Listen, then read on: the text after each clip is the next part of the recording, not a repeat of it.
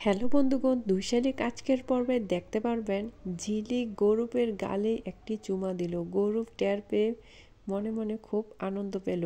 Like দিয়ে বিস্তারিত জানতে থাকুন। দেবা আঁখিকে বলে, তুমি নিজে না খাইয়ে সবাইকে খাওয়াইছ। তুমি আমাকে একটাবার তো বলতে পারতে যে পাতিলে ভাত নেই। আঁখি বলে, আমি এমন না খাওয়ার অভ্যেস আছে, না খেয়ে কত রাত আমি ঘুমিয়েছি তা আমার জানা নেই।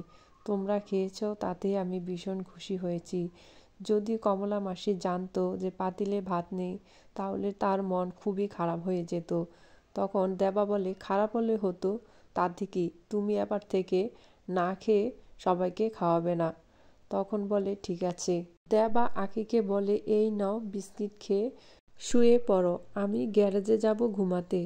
আঁখি বলে, আমাদের নতুন বিয়ে হয়েছে, এখন যদি গ্যারেজে গিয়ে ঘুমাও তাহলে সবাই খারাপ বলবে, তখন তোমার কাছে ভীষণ খারাপ লাগবে। তখন দেবা বলে, আচ্ছা ঠিক আছে। তখন আঁখি দরজা বাড়ি দিয়ে আঁখি মাটিতে শুয়ে দেবাকে বলে খাটে শুতে।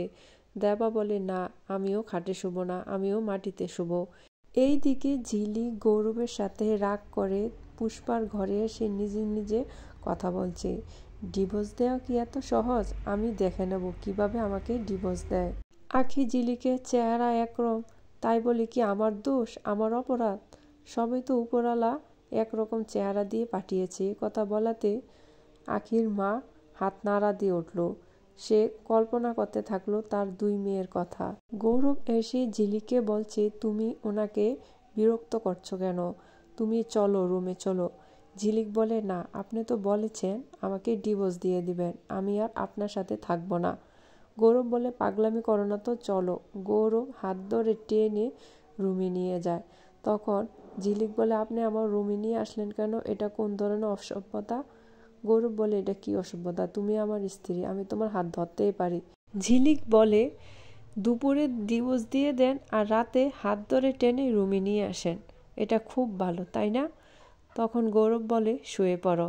গৌরব যখন বালিশ নিয়ে খাটে শুতে গেল, ঝিলিক বলে, না, আপনি ওখানে শুবেন না, আপনি খাটে শুবেন, আপনি হাতে ব্যথা পাবেন। ঝিলিক তখন সোফায় শুলো।